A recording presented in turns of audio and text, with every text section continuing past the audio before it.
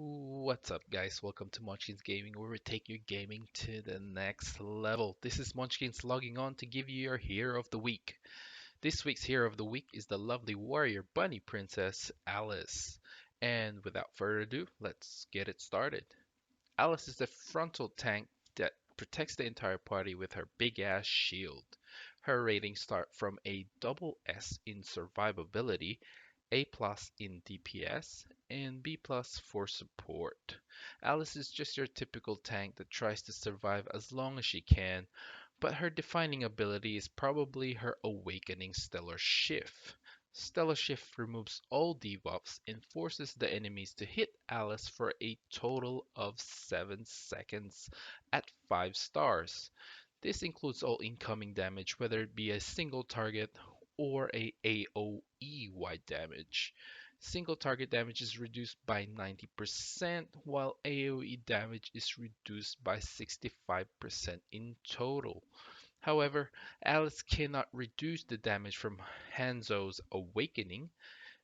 After she absorbs the damage, she will unleash all of the damage taken with 100% reflect damage plus 88% of the attack damage she absorbs and will hit up to 6 enemies in a 400 range.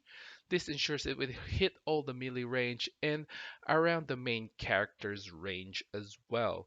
After her awakening, she will be unable to gain any rage for the next 5 seconds.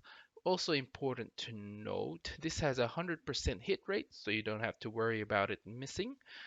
The reflect damage is not affected by any damage reflect in armors and other effects, which means what you see is what you get. Let's move on to her talents. Her basic attack damages one unit for 80% of her total damage, and also they don't get any rage from her attack. Her first talent, Adversity, reduces incoming damage by 4% every time she loses 12% of her HP. However, she loses this ability when her HP is restored. She also gains 2 rage each time she attacks and gains 1 rage each time she gets attacked as long as her HP is more than 75%. HP2, Rage 4, HP5 are all self-explanatory. So, what do I think of Alice after trying her out? Well, I find her to be very useful in protecting the entire party, and that reflect damage is no joke. However, she does have her limits. It's almost impossible to trigger her awakening a second time due to the lack of defensive talents, apart from the adversity, which loses its effect once Alice is healed. Your main character, being a healer, will automatically heal her even if you don't want to. So she kind of loses that ability. It defeats the purpose of the ability.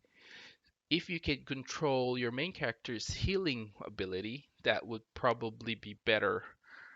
So you're probably better off having another healer in your party, such as Arya, Lucence, and or Shantis, to make sure she stays alive because she will lose that adversity in the first couple of seconds in the fight. Basically, let's say maybe 10 to 20 seconds in the fight, your main character will automatically heal her already. I mentioned her reflect ability earlier, and the bad thing I want to say about it is probably its range. Its range is only 400. It's barely enough to hit the main character, so you sure won't hit the archers in the back. It's not all that bad, but something to mention. Also, a quick note to mention, she won't hit characters who are in their invulnerable state. This includes Fate Cure Knight using his awakening in the first few seconds, and also when Fated X MK3 is using his awakenings. And the last thing I want to mention is, well, her awakening just doesn't last long enough. I believe if it were a second or two longer, it would be more viable and easier to time. But at this rate, you have to align her awakening in time with your enemies, which means you have to study up your opponent to maximize her abilities. Just a reminder, Aegis Awakening at 5-star lasts for 15 seconds. Granted, it doesn't protect your party from AoE attacks, but there really isn't any awakening skill that can really kill your back party during that early in the fight anyway. So, my final thoughts on Alice. I know I said a lot of bad things about her, but she is still very much viable, especially if you're fighting someone who has two melees in the party. Just don't expect Alice to survive after she uses her awakening. While she may not be as bulky as Aegis, she is a better DPS tank option, as her reflect damage can pack quite a punch when you time it right. I would also replace Aegis with her at the end game. However, I only the only way to get Alice, apart from the randomness from chess, is spending Legion points and Arena points, which cost about 1,200 and 800 respectively. Is she worth getting early on? Probably not. You're probably better off spending those points on something else.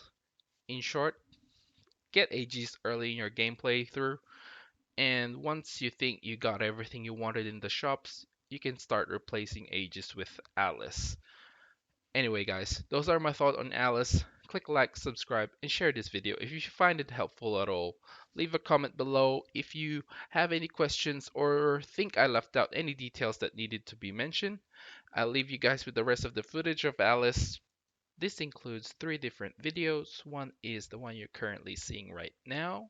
Number two is another layer video, which I think does more justice on Alice, especially on the second to the last fight. And finally, a Snow On video, which pretty much is just auto attacking and using Alice's main ability, her awakening, to protect the rest of the party. So anyway, guys, this is Munchkins logging off, and happy gaming, guys.